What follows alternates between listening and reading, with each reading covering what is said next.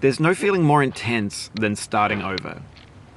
If you deleted your homework the day before it was due, as I have, or if you left your wallet at home and you have to go back after spending an hour in the commute. If you won some money at the casino and then put all your winnings on red but it came up black. If you got your best shirt dry cleaned before a wedding and then immediately dropped food on it. If you won an argument with a friend and then later discovered that they just returned to their original view. Starting over is harder than starting up.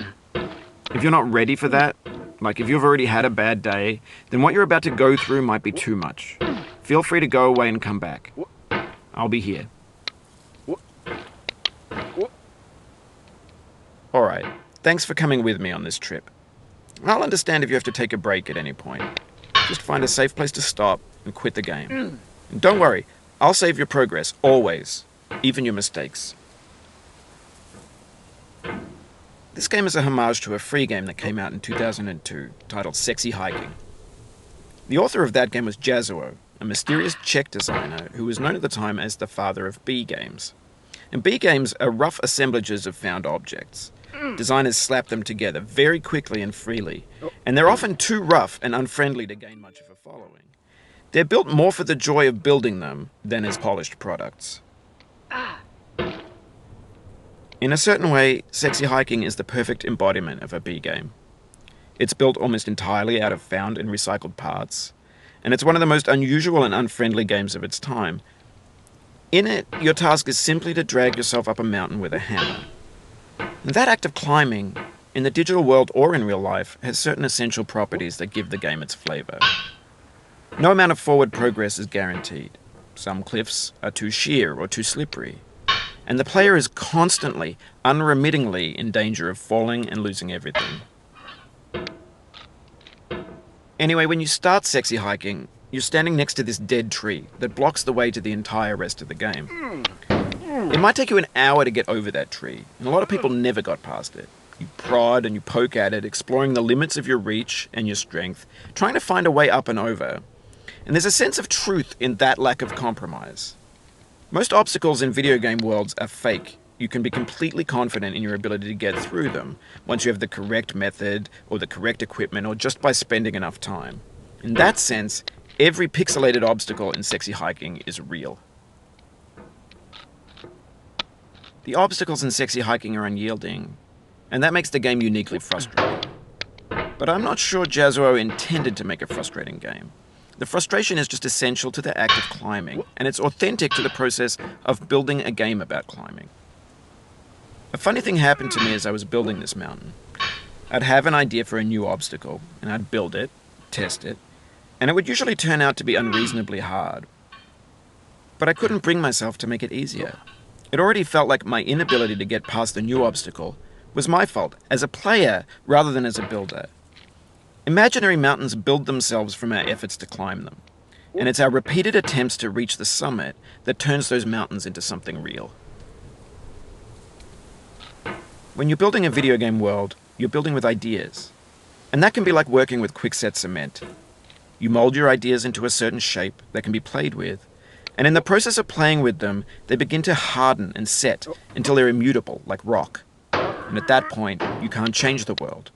Not without breaking it into pieces and starting fresh with new ideas.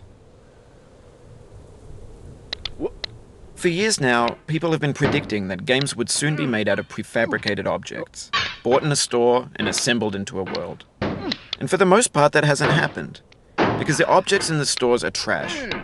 I don't mean they look bad or that they're badly made, although a lot of them are. I mean they're trash in the way that food becomes trash as soon as you put it in the sink. Things are made to be consumed and used in a certain context, and once the moment is gone, they transform into garbage. In the context of technology, those moments pass by in seconds.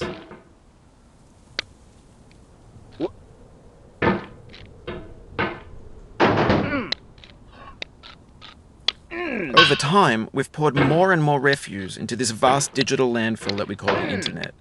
It now vastly outnumbers and outweighs the things that are fresh and untainted and unused. When everything around us is cultural trash, trash becomes the new medium, the lingua franca of the digital age. And you can build culture out of trash. But only trash culture. B games, B movies, B music, B philosophy.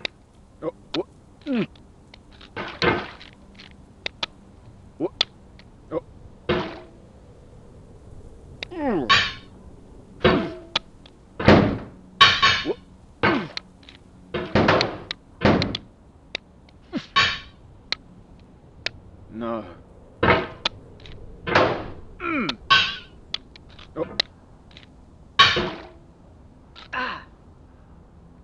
What? No.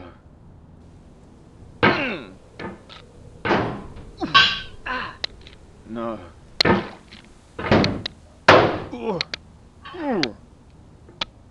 What? Ah. Ah. What? What?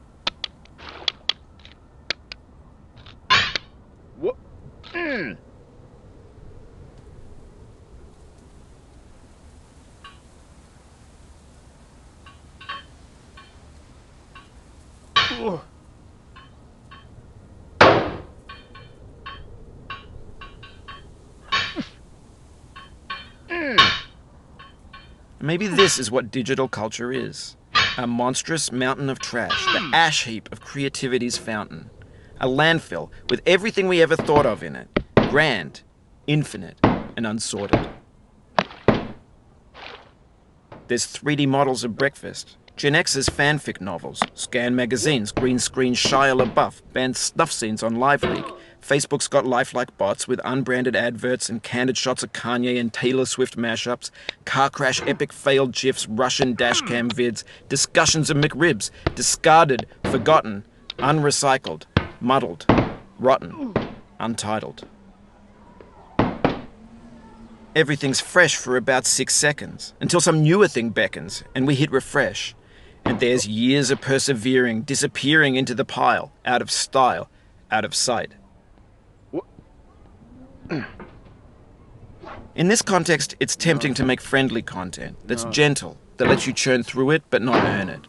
Why make something demanding if it just gets piled up in the landfill, filed in with the bland things?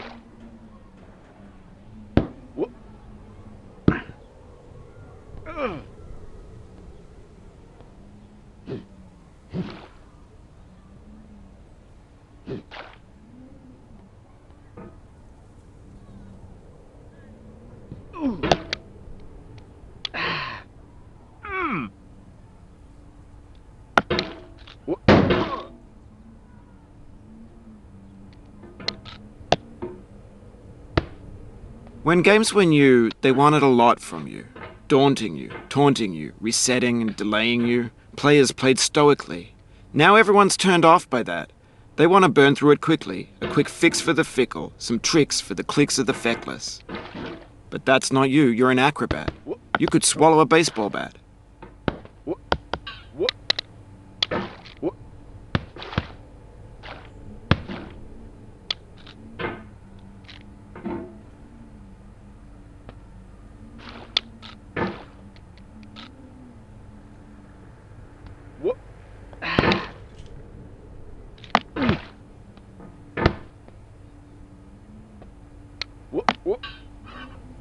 Now I know, most likely you're watching this on YouTube or Twitch, while some dude with 10 million views does it for you, like a baby bird being fed chewed up food.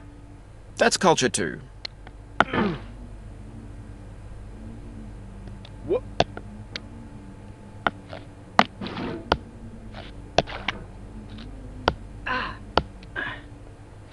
What? Oh. What?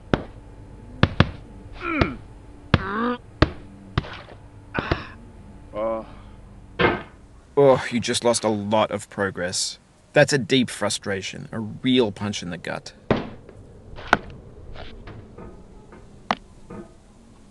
What?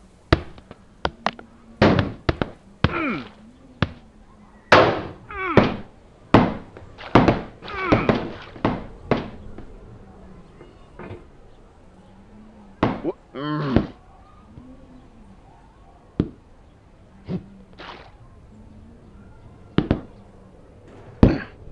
Oh. Oof, sorry about that. Oh. What?